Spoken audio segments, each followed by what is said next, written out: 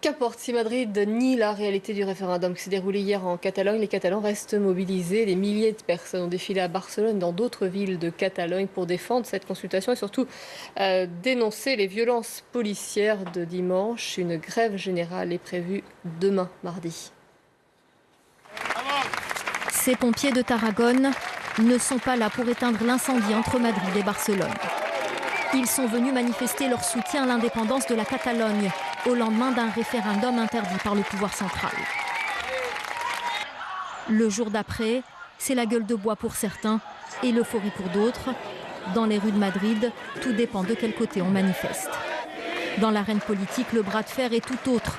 La région a revendiqué la victoire du oui à 90% et cherche à présent une stratégie face à un gouvernement fragilisé qui continue de réfuter la validité du scrutin.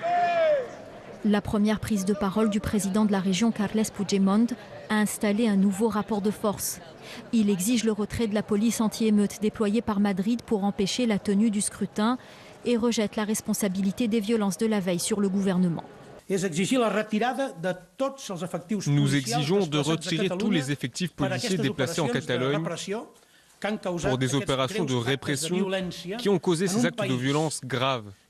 Madrid fragilisé, mais Madrid soutenu, au moins par les capitales européennes.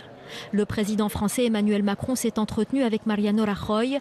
Il a réitéré son soutien à l'unité de l'Espagne. Quant à l'UE, elle a tout simplement rejeté ce référendum. Au regard de la constitution espagnole, le vote d'hier en Catalogne n'était pas légal. Au lendemain de la victoire du oui à l'indépendance de la Catalogne, Madrid et Barcelone ne sont d'accord sur rien, mais ont au moins un point en commun. Aucune des deux parties ne sait comment mener cette bataille.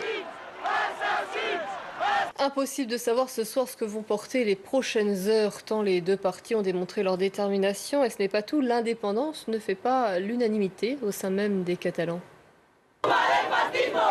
D'un côté des manifestants pro-référendum, de l'autre des anti-référendums. Les deux camps sont séparés par un cordon de police. La scène se passe à Madrid dimanche après-midi. Elle montre à quel point la volonté d'indépendance des Catalans divise jusque dans la capitale espagnole. Lorsqu'un homme visiblement opposé au vote tente de discuter, il est pris à partie et doit quitter les lieux. Le dialogue semble de plus en plus impossible. Alors que va-t-il se passer maintenant ? Un appel à la grève générale est lancé pour mardi par plusieurs organisations syndicales catalanes, avec le risque d'une radicalisation. Surtout que le président de la région de Catalogne avait annoncé qu'il déclarerait l'indépendance de manière unilatérale 48 heures après le résultat du scrutin.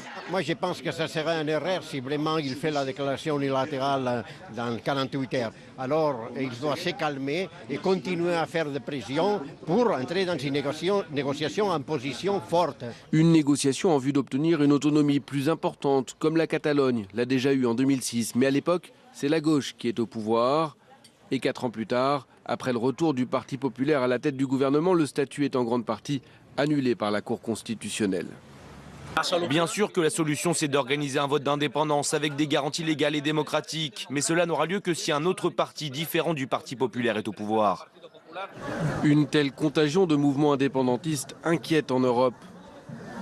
À Édimbourg, en Écosse, ils étaient plusieurs centaines dimanche rassemblés devant le consulat d'Espagne. Je crois en l'autodétermination des peuples et des territoires. Et je pense que l'Écosse pourrait réussir en tant qu'État indépendant dès maintenant. Les chefs d'État et de gouvernement européens étaient réunis en Estonie, à Tallinn, vendredi. Mais aucun d'entre eux n'a voulu légitimer la démarche catalane. Ils ont préféré botter en touche.